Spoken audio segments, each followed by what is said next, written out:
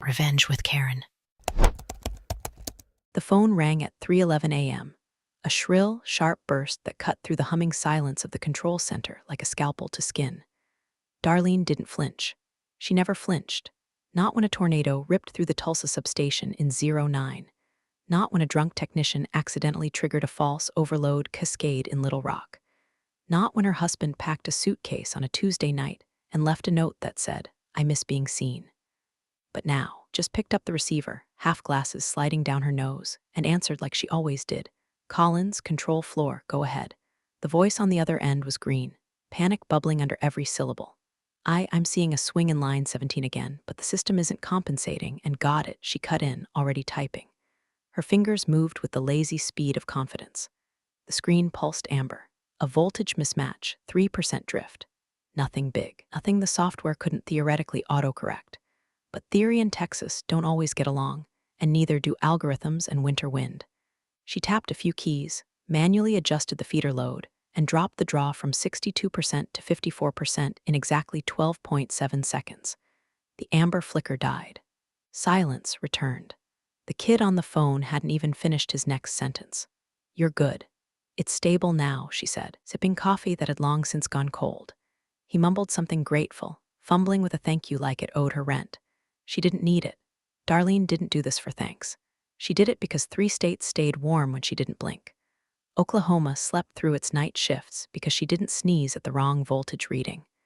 Babies got born in lit hospitals, and old folks kept breathing through CPAPs because Darlene knew when a substation was lying. Behind her, junior tech Megan, 26, bright-eyed and still thinking caffeine was a substitute for instinct, watched like a sponge with a heartbeat. "How'd you know it wasn't a sensor error?" she asked.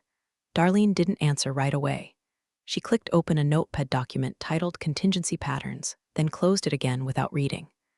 Line 17 always twitches during a barometric drop. Storm's coming. The software reads it late. Human eyes don't. Megan nodded like she understood.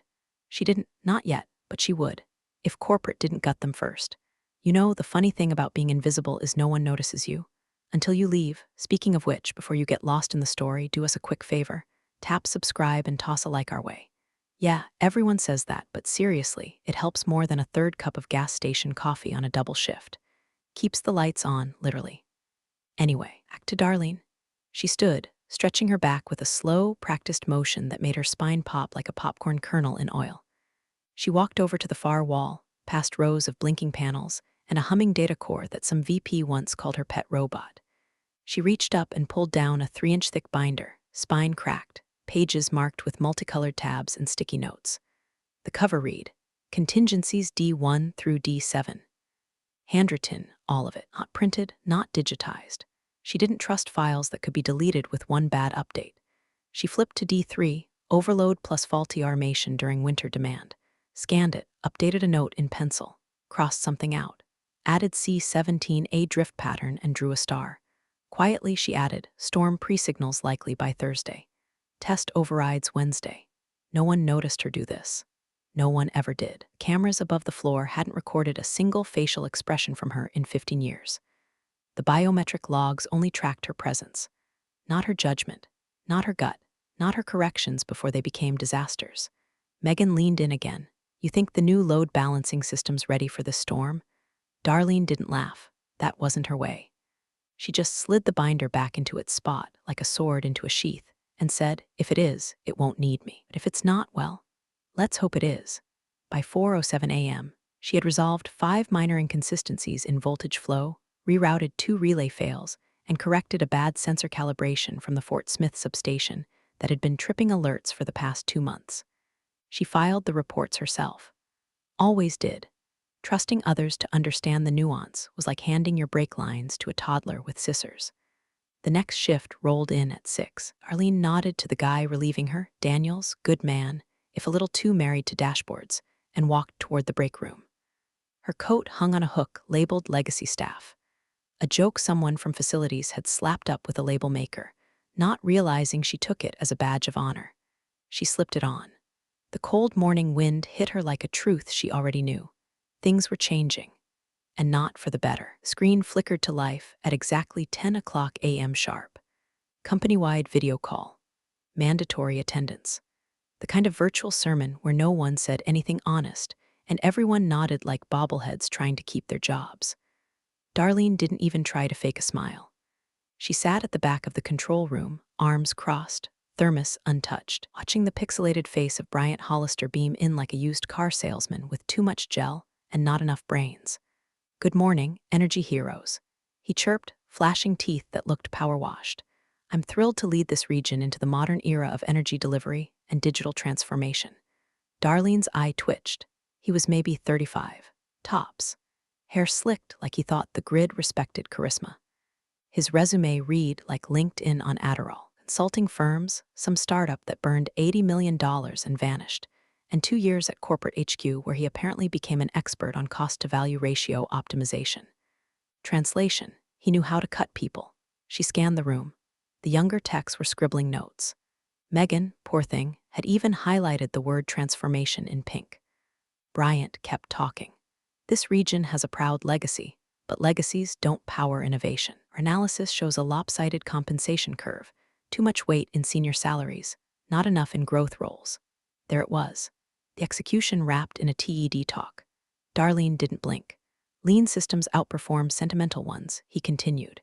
"We're auditing every six-figure role to ensure it aligns with our forward-facing strategy."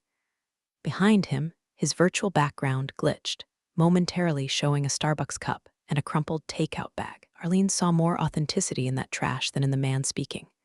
She didn't ask questions, didn't type in the chat, just clicked record screen and set her mouse down. Her nails tapped lightly on the desk. 13 taps, habit from her coding days. Muscle memory from when she used to rebuild interface nodes in DOS by candlelight during Hurricane Ike. Bryant wrapped up the call with a quote from Elon Musk. Arlene closed the window like it was a browser tab full of viruses. By lunchtime, he'd materialized in person, strolling through the command floor like he was touring a zoo. Shook a few hands, took selfies with some junior staff, gave Megan a fist bump that left her stunned. In the break room, Darlene sat alone at the end of a table, sipping coffee and annotating her binder. Bryant walked in with an HR rep, Janine, chipper woman with a folder full of NDAs and a nervous smile that said she hadn't slept since college. Bryant popped open a la croix and said to her, just loud enough for Darlene to hear, "You wouldn't believe how many grandma-level folks we've still got pulling six figures in this place." Not for long. Darlene looked up. No expression. No reaction. Just made a small note in the margin of D4, corporate tone escalation, emotional safety degradation likely. He didn't notice her, didn't even glance.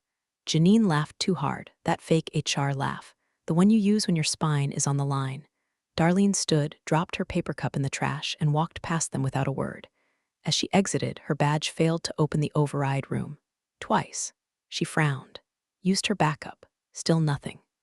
The console's new biometric upgrade was in place. Glossy black slab with a green LED she didn't trust.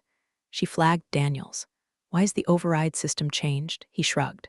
"IT pushed a firmware update yesterday. New protocols. I think they reset the credentials for everyone who hasn't logged manual use in 6 months." She stared at the console like it had insulted her mother. "I wrote the manual use protocols." Daniels blinked. "Wait, seriously?" She walked away. Back at her desk, she opened the admin interface. Her credentials were intact, but her root override privileges were blanked. Her name wasn't on the manual escalation chain. She could still log in, she could still view, but the system didn't trust her to act, not without approval from above. She sent a ticket. Got a canned reply from IT. Per policy 7B, all legacy users must submit reauthorization through central operations. She closed the message. In her notebook, she wrote one line, "Removed from my own system. They call it modernization. I call it unlearning the fire drill." The rest of the shift passed in a fog. Bryant gave a speech at a town hall meeting on the ground floor, talked about energy democratization and algorithmic efficiency. Darlene watched it on mute. She looked down at her hands. Calloused, steady, capable of spotting a faulty capacitor with a flashlight and a hunch, now officially less qualified than an AI trained on 3 months of outage logs and corporate fantasies. The funny part? She wasn't even mad. Not really. Not yet. But something cold had settled behind her ribcage. A weight that hadn't been there before. The kind of cold that doesn't pass. She reached into her bag, pulled out a USB drive labeled "Last Resort Clean." And for the first time in her 26 years at the grid, she put it in her pocket. Glass walls made everything feel like theater. Bryant didn't invite her into a conference room. He summoned her to a stage, the kind where people perform firings with smiles and collaborative language, as if severance could be softened by a PowerPoint background and fresh carpet. "Hey, Darlene," he said, gesturing to a sterile chair opposite his MacBook. "Thanks for coming in on short notice." She sat, didn't say a word. Her thermos clicked as she set it down on the table. Metal against glass, a sharp, rude little sound that made Bryant's nostrils flare. Janine from HR was there too, holding a folder that didn't belong in this building. The folder had a script, a plan, a paper trail to blame later if someone sued. Bryant leaned back like he was settling into a TED talk. "So, listen, we're implementing some necessary rebalancing across our operational tiers. Efficiency reviews, budget streamlining, lining with corporate's long-term vision." Darlene blinked, just once, her face still as stone. Bryant smiled wider. "Effective this pay cycle, your salary will be adjusted by 51%, pending final performance and redundancy review. It's not personal, it's policy. You'll maintain your role and current responsibilities in the meantime." Janine didn't look up. She was circling something in the margins of form. Maybe a termination clause, maybe a place to initial. Ever it was, it didn't matter. Darlene sat for 3 full seconds without responding.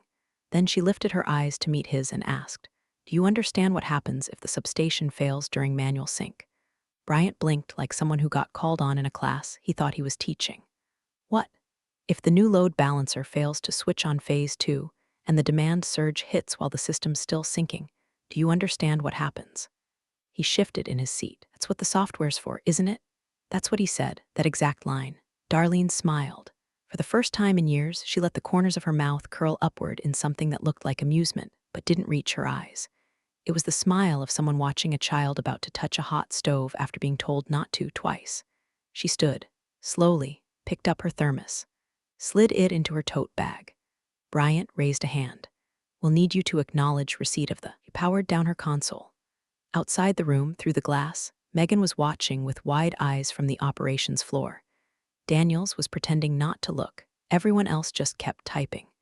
Darlene walked to her station, unplugged her ID badge reader, and typed in one last entry into the system log. Status: transition initiated. Local access secured.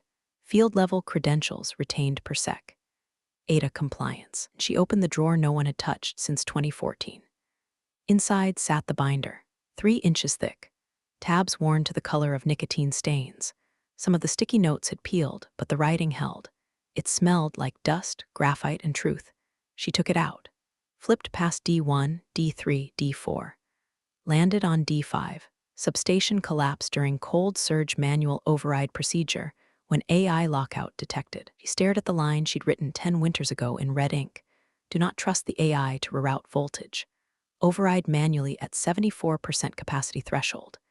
Delay equals failure." She slid the binder into her bag without looking up. No one noticed. No cameras blinked. No alarms triggered. The biometric logs didn't care. The system, new and shiny and proud, didn't even register her absence from the escalation chain.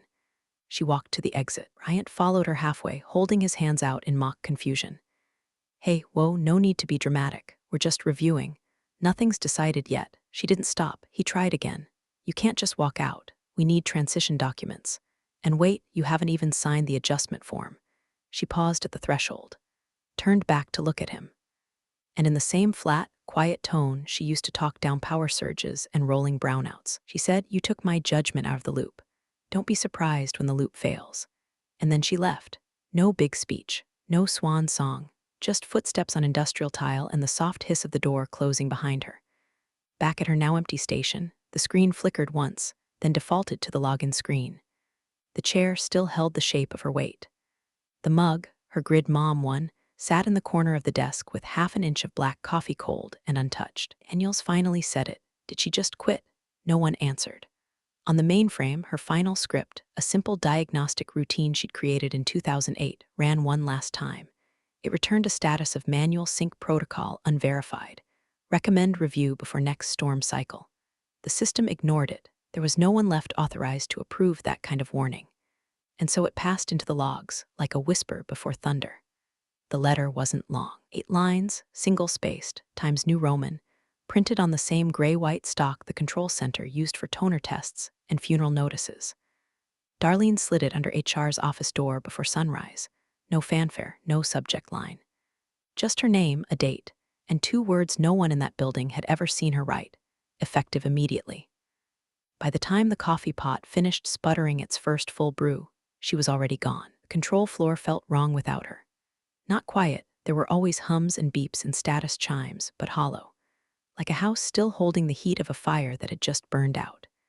At 9:12 a.m., Bryant strutted through the office in a blazer tight enough to show off his gym subscription and just loose enough to suggest he'd never lifted a toolbox. He clapped Daniels on the back, scanned the room, and said far too loudly, well, no hard feelings. He was retiring soon anyway. Automations replacing that whole workflow in 6 weeks. Nobody laughed. Daniels didn't even blink. Megan muttered something under her breath that rhymed with prick, then buried herself in the thermal readout logs. Everyone kept typing, but now the keys sounded like rainfall on metal. Darlene's desk was stripped clean. No personal items, no photos, not even her usual thermos ring on the laminate. The whiteboard behind her station, once filled with handwritten voltage predictions and microgrid fallback diagrams, was erased, wiped with the kind of ruthless precision you expect from someone leaving nothing behind. Except one thing. Dead center on the whiteboard, held down with a neon pink magnet, was a sticky note.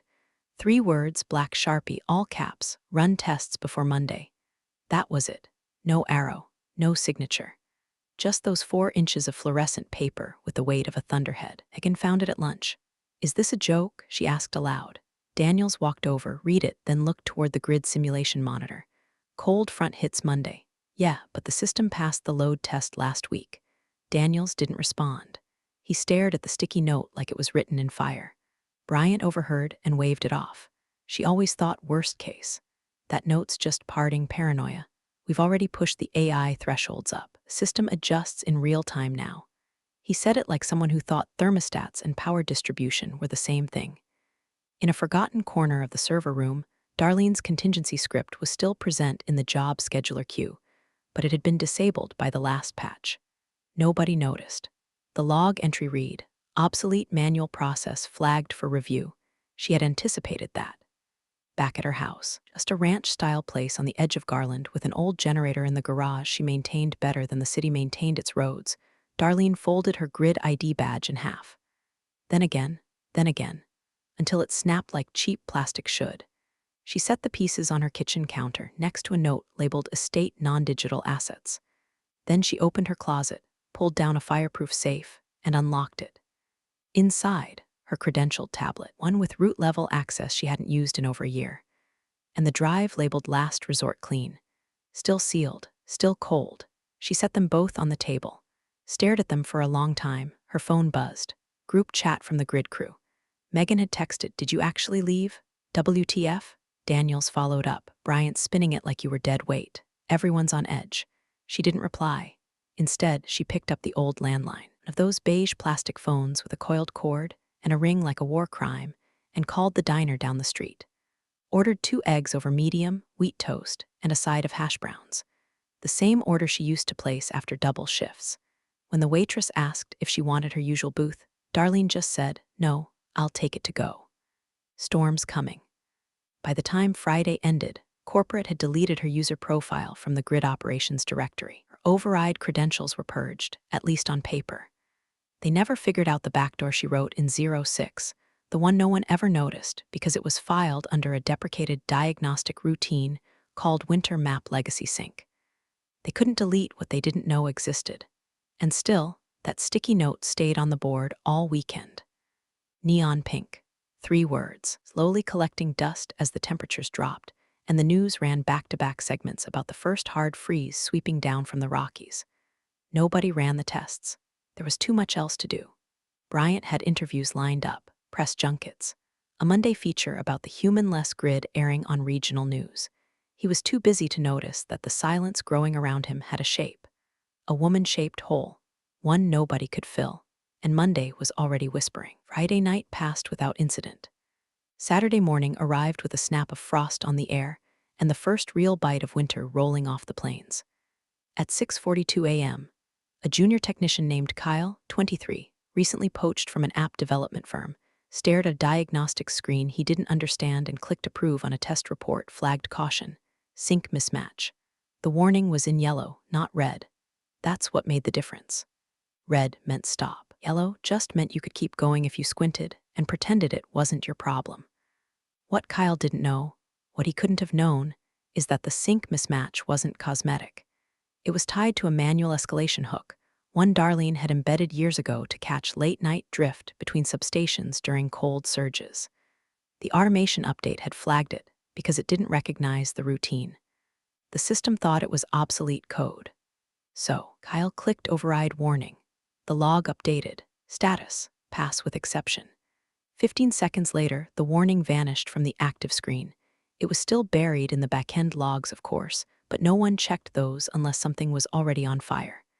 At 8:03 a.m., Bryant sat in a studio downtown, makeup dusted on his nose, smiling for the camera. The segment was pre-recorded, part of a new Faces of Energy leadership series, sponsored by a local news affiliate and a corporate partner that used the word synergy like it paid rent. We've modernized our control team, Bryant beamed, streamlined it, removed redundancies. We're embracing innovation over institutional dependency. I believe in our software and our people, and in the future of a frictionless energy experience. The anchor nodded like a dashboard bobblehead. So, no more reliance on, say, long-tenured employees or manual overrides. Bryant chuckled. Let's just say we're no longer running on gut instinct. Darlene watched the interview from a tiny cafe in Greenville, her novel open to chapter 14, but untouched since chapter 11. She had picked a window seat, not for the view, but for the plug socket. Her tablet sat in her tote bag, powered down. Still credentialed, still holding every contingency she'd written in the last 2 decades. She didn't smile, didn't frown either, just watched as Bryant's face flickered on the mounted flat screen behind the counter, glowing like a bad omen reflected in coffee-stained chrome. The TV muted itself when the sports ticker ran across the bottom, and Darlene returned to her book. It was a thriller about a detective who solved murders by noticing the smallest details, coffee cup angles, blink patterns, things like that. Darlene didn't care about the plot. She just liked that someone in the world still noticed things before they exploded. A waitress came by. Need a refill, hon? Darlene nodded. Just decaf. Outside, a truck kicked up a plume of salt from the edge of the road, tires spinning as the wind picked up. The storm was already close. You could feel it in the air, heavy, sharp, full of invisible edges. Back at Grid HQ, Daniels was sweating through a diagnostic rerun. He'd seen Kyle approve that warning, but he didn't say anything at the time. Now it gnawed at him. Something about the sync timing felt off. He tried to pull the backend log, but hit a permissions wall, post-update protocol 9b. Only managerial accounts could access flagged redundancies. Bryant had restricted Daniels' clearance the week prior, said it was to prevent confusion. So Daniels wrote it down in his notebook. Pull full sync log Monday, 7 a.m. Double-check surge thresholds, then underlined it twice. He didn't know that by Monday, those logs would be useless, or that by Monday, 3 states would be running on a razor's edge of demand and untested code. Back in the cafe, Darlene glanced up from her novel again. The TV had cut to weather. Snowstorm advisory, now upgraded to severe across the southern and central plains. Texas, Oklahoma, Arkansas should expect sustained sub-freezing temps beginning Sunday evening, with peak demand expected Monday morning between 4 and 8 a.m. Residents are advised to prepare for outages and stay indoors if possible. The map behind the anchor looked like someone had spilled milk across 3 states and shaded it with blue marker. Substations lit up like bones under an X-ray. Darlene reached into her bag, pulled out a napkin, jotted down 2 words, Monday surge. The waitress returned with her refill. Storm's gonna be nasty, she said. Darlene gave the smallest nod. It always is when folks think they've got it solved. She folded the napkin, slid it into her novel between chapters 11 and 12, and pushed her mug away, untouched. By late afternoon, Bryant was trending on LinkedIn. Corporate had reposted his interview with a caption that read, "Future-driven leadership, inside the grid of tomorrow." Someone in PR had added a sparkle emoji. In the comments, Darlene's old supervisor, retired 5 years ago, posted a single response. Hope tomorrow has backup power. No one at HQ saw it. They were too busy preparing their Monday readiness decks. Meanwhile, Arlene watched the last sliver of sunlight vanish behind a wall of gray clouds rolling in low and heavy over the plains. She didn't reach for her tablet. Not yet. The first flicker hit Amarillo at 7:18 p.m. Saturday night, a blink. Half a second of hesitation in the grid. Most folks didn't notice. It was the kind of dip you'd blame on an old light bulb or a loose plug. But the systems noticed. Deep in the code, buried under automation layers Bryant never bothered to read, the mainframe spat out a single word: drift. The automation kicked in, just like it was trained to. It did what the algorithms told it, redirected load from substation 12A to 14C, attempted to buffer the strain using standard winter surge protocols. But something didn't align. The new AI optimizer, pushed live last week, hadn't synced with the legacy fallback triggers. Instead of staggering the reroute across 3 lines, it shoved it all down one. By 7:26, a second substation hiccuped. This one near Panhandle. A few HVACs stuttered. Traffic lights twitched. A municipal pump tripped offline and reset. Still nothing major. Still not enough for any of the new hires to panic. At 7:31, the systems registered a cascading delay in load verification. The automation should have slowed the draw. The AI interpreted the delay as a sensor error and ignored it. No one called it in. Until 7:44. Megan, tired, eyes strained, holding a paper cup of vending machine coffee with hands that wouldn't stop shaking, watched as another alert flashed red. She didn't wait this time.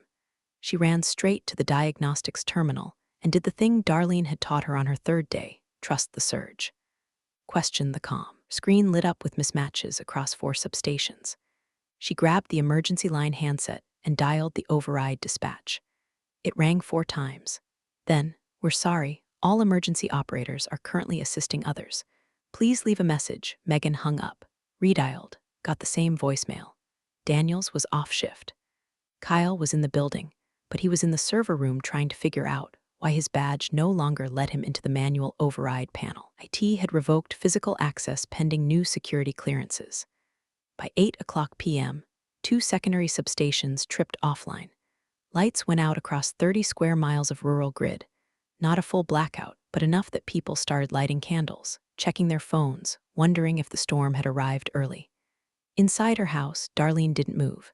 She sat on the couch, tablet untouched on the coffee table. The fire was out, the room dim. Outside, wind screamed through the eaves, sleet tapping the windows like fingernails. She knew. She had known the moment the first flicker hit. Not because she was watching the data feed, she wasn't. Not because someone called her, no one had. She knew because the system had no guardian. Because when you gut a spine, the body still walks for a while until it falls. At 8:17, Megan tried to trigger the manual escalation script. It failed. Screen flashed a message in white on black. Escalation blocked, override credential required. She hit it again. Same result. She searched the directory. Nothing. She called Daniels. No answer. She hit the call button again. Override blocked. Buried beneath the glossy automation layers, behind the dashboards and the flashy UI Bryant loved to show off in meetings, Darlene's legacy script sat like a sleeping dog with teeth. He had written it during the 2011 freeze, after 3 substations failed in unison. Back then, she had hard-coded a rule: no mass escalation during winter surge without credentialed manual approval. She'd submitted it to IT. They'd ignored it, so she buried it in a utility routine disguised as a redundancy check, flagged to only activate if automation crossed a certain mismatch threshold. That threshold had been crossed at 8:03 p.m. How the system was following orders it didn't understand.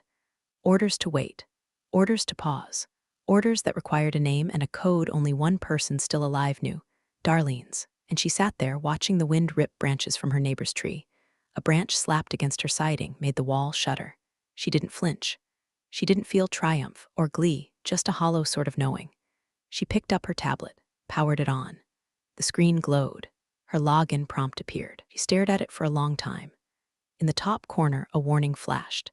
Escalation request region 3, credential required. Time remaining 01:32:19. The system had finally routed the request to her legacy access. The timer ticked down.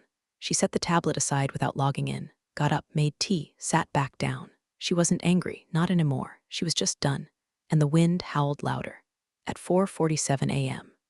Sunday morning, Amarillo went dark. Not a flicker, not a surge, a full dead black. 3 seconds later, Wichita Falls followed, then Tulsa, then Hot Springs, then Texarkana tripped like a falling domino, taking every smaller substation tethered to it down with it. The lights didn't dim, they vanished. Coffee machines blinked off mid-brew. Security alarms screeched before flatlining. Emergency lines overloaded before anyone could even say hello. Within 4 minutes, 17 hospitals across 3 states switched to backup generators. 7 of those failed within the hour, old diesel systems choked by cold and disuse. 2 NICU had to be evacuated. 1 failed mid-procedure. A father in Bentonville sat in a silent waiting room while the surgical light over his wife flickered and died. No one told him what it meant. Traffic systems buckled. Without power, grid that kept lights staggered, and intersections orderly turned into a haunted maze of frozen intersections. At 5:03 a.m., an ambulance clipped a truck in Oklahoma City trying to navigate an unlit interchange. The EMT driving had been working 13 hours. He hadn't seen the stoplight was already out. And in the middle of it, back at HQ, Bryant stood in the command floor like a prophet whose God had stopped returning calls. His hair was messy. I loosened. The jacket was gone. A ring of sweat clung to his underarms like bruises. He was red in the face and holding a phone to each ear, one on speaker, one pressed tight. "Fix it," he screamed at the IT director over the line. "Fix the system. Reboot the automation. Run the patch again. I don't care how." A tinny voice responded, "Sir, we can't. The system's in credential-locked escalation. It's requesting override authorization from a flagged root user. Protocol doesn't allow rerouting without." Bryant slammed his palm against the desk. "Then change the protocol." "Sir," the voice paused. "That user is D. Collins." Silence. Bryant looked up at Daniels, who had just arrived, jacket still half on, cheeks wind-burned from the run across the parking lot. "D. Collins," Bryant repeated. "She's retired." Daniels nodded, slowly. "Yeah. And she's the only one who ever updated the escalation logic, built the fallback routines. She hardwired the override credential." Another voice came in from IT. "We can't even see the script. It's legacy. Handwritten, not documented in the last patch cycle. The system's treating it like law. Can you trace it?" "We did. It's pinging her credentialed device." "A tablet, probably, but it's offline." Bryant's face drained of color. "Call her. Email. Knock on her door. I don't care. Get her to log in." "She doesn't answer," Daniels muttered. "Hasn't since Friday." Bryant picked up the landline and dialed her number with the desperation of a man who just realized his parachute was packed with paper towels. Voicemail. He tried her email. It bounced. He called someone from corporate, started yelling about NDAs and lawsuits, and who was supposed to control failovers. Nobody answered with anything useful. At 5:18 a.m., he turned to the room and barked, "Anyone? Anyone in here know how to bypass her script?" Dead silence. The automation screens pulsed red. Load drift continued. The AI was paralyzed, waiting for a credential it couldn't forge, a human it couldn't replace. Meanwhile, in a small ranch house 20 miles outside Garland, Darlene sat in the dark. She hadn't lost power. Her generator kicked in 5 minutes earlier. Her kettle hissed on the gas stove. The tablet sat in front of her, awake now, glowing with a soft green light. The screen flashed once. Request. Manual override authorization level A, confirmed to engage full system sync, remaining time to collapse. 00:29:41. She stared at it. Her fingers twitched. She hadn't trembled in years. Not during storms, not during grid failures, not even during the divorce when he'd said he was taking the truck and the dog and the house and left her with nothing but silence. But now, her hands shook. Not because she was scared, because she knew the weight of what came next. To log in meant saving them. To log in meant letting Bryant win. To log in meant patching a wound caused by arrogance so deep it would fester again the moment the lights came back on. So she didn't. She pushed the tablet aside. Got up. Poured tea into a cracked ceramic mug that said "Watt Warrior" in faded red letters. Sat back down. Wrapped both hands around it like it held something more sacred than warmth. Outside, the storm had begun in earnest. Wind gusts like freight trains, branches snapping. Somewhere down the block, a transformer burst in a crack of blue lightning. Darlene didn't flinch. She watched the countdown tick in the corner of the screen. 00:27:53. No one had asked her to stay. No one had believed she was still necessary. Now, we're learning what absence really meant. and still she didn't reach for the tablet. By 6:07 a.m., the blackout had a name, the Cascade. By 6:13, it had a trending hashtag, #Gridgen. And by 6:30, it had hit every national outlet like a slap across the face during a church sermon. CNN's Chiron screamed in red, three-state blackout grid failure or human error. Fox called it an infrastructure collapse. Where's the leadership? Even Weather Channel got in on the bloodbath. Coldest night, darkest hour. The system that let America down. All across Texas, Oklahoma, and Arkansas, homes sat cold and breathless. Portable heaters died. CPAP machines went limp. Gas stations ran on battery lights until those failed too. The highways were silent, nothing but stranded cars and flickering hazards fading out like stars at dawn. Inside HQ, Bryant looked like he'd aged a decade in 2 hours. They finally dragged him in front of a camera at 7:03 a.m. The local ABC affiliate set up a satellite feed inside the operations conference room, where the background was still blinking with silent red alerts, screaming into the void. The reporter asked, "Sir, can you confirm whether this was a software failure?" Bryant blinked. "We believe the automation platform encountered a conflict with legacy routines. The system, misinterpreted escalation triggers." There was no indication. He choked on the word human, then said it anyway. "No human error in our live protocols. We are currently working with, vendor support teams to address the anchor interrupted. We've received reports that a manual override was requested and blocked." "Is that true?" Bryant's eyes darted to someone off camera. That is still under investigation. It's complicated. Are many layers to our response hierarchy. There may have been legacy code still in effect. At 7:26 a.m., the CEO appeared on a separate segment, live from a darkened downtown boardroom lit only by camera lights and a backup generator. He didn't smile, didn't blink much either. He said one sentence that changed everything. This wasn't sabotage. This was subtraction. And with that, the story broke wide open. The board panicked. Meetings stacked on top of calls, stacked on top of frantic, whispered blame. Investor lines rang out with demands for accountability. A senator from Arkansas tweeted, "Time for heads to roll." What kind of operation has a single point of failure in the hands of a retired staffer? And then the name came out. Darlene Collins. It leaked from an engineer, graybeard named Mac Gruder, who'd been retired for years, but still hung around the edges of disaster like smoke after a kitchen fire.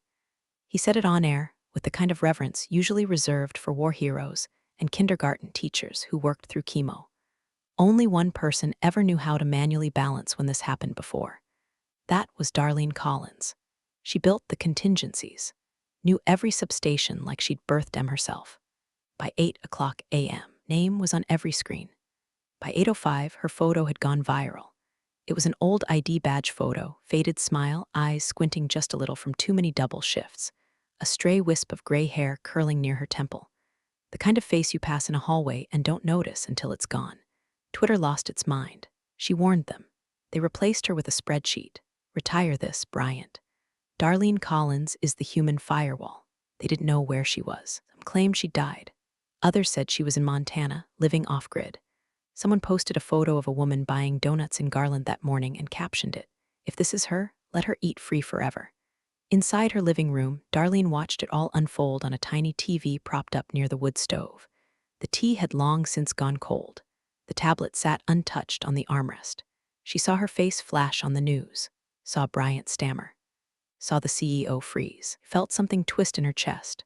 Not anger, not pride, a hollow ache, vindication wrapped in barbed wire. She could have stopped it, she knew that. If she'd logged in 4 hours ago, half of this mess would have resolved before dawn. The power would be up, the infants breathing easy, the traffic flowing again. And yet her hands stayed folded, because this collapse wasn't a surprise. It wasn't a glitch. It was a prophecy ignored. They hadn't listened when she told them to test the system, hadn't seen her value until it cost them everything. Back at HQ, Daniels finally noticed the sticky note. Still clinging to the whiteboard, fluorescent pink, slanted slightly to the left. "Run tests before Monday." He stood there, staring at it while the room buzzed with crisis calls. He whispered, "She told us." And nobody had listened. The hearing room was packed. Reporters elbowed one another for front-row seats, lenses twitching, notebooks primed. Behind the desk sat the CEO of Tri-State Grid Management, looking like he'd swallowed glass. Every light above him buzzed. Every eye in that wood-paneled room waited for him to say the words they already knew, but needed to hear under oath. He straightened his tie, took a sip of water with hands that didn't quite stop shaking, cleared his throat. The chairman of the inquiry leaned in. "Mr. Carmichael, the people of 3 states spent 72 hours without power. We have dozens of documented injuries, several deaths, economic losses in the hundreds of millions. Was this a deliberate act? Was it sabotage?" A long silence followed, the kind that stretches like a tightrope between survival and collapse. And then Carmichael said, in a voice just loud enough to reach the back row, "No, this was not sabotage. This was subtraction." He let the words settle like ash. "We removed the one person who never let this happen." The air went still. C-SPAN cut to a slow zoom on his face. CNN ran the quote across their lower third before he'd even blinked. #subtraction trended nationwide within 15 minutes. A reporter stood and called out, "Is it true she warned you that there was a note?" Carmichael nodded. "Yes, there was a note. There were logs. There were contingencies. And he stopped himself. Some of us didn't believe they were necessary anymore." Bryant wasn't in the room. Resigned quietly the night before. No press release. No farewell email. Just a scrubbed LinkedIn profile and a glass door swinging shut behind him. The official report would say procedural gaps and oversight failures. The press would say arrogance. The people who lived it would call it what it was, preventable. Back in Garland, Darlene watched the hearing with the volume turned low and the captions on. She sat on her porch, wrapped in an old quilt, cradling her coffee like it held a world she didn't want to drop. Her name came up over a dozen times in that one session. Lawmakers invoked her like a ghost, the last line of defense, a lost institutional memory, proof that legacy doesn't mean obsolete. A senator from Oklahoma suggested a plaque in her honor. Another from Arkansas proposed a bill mandating human redundancy in all critical infrastructure roles. None of them reached out to her directly. He didn't take interviews. She ignored the local news vans that camped near her street for days. She unplugged the landline, let the tablet die on its own, and spent a week replanting her winter onions instead. But she did send one statement. No name, no signature. Just a plain text email, routed through a secure Dropbox used by journalists too smart to trace the source. It read, "Not every absence is a loss. Sometimes it's a lesson." That was all. Grid came back online on Wednesday.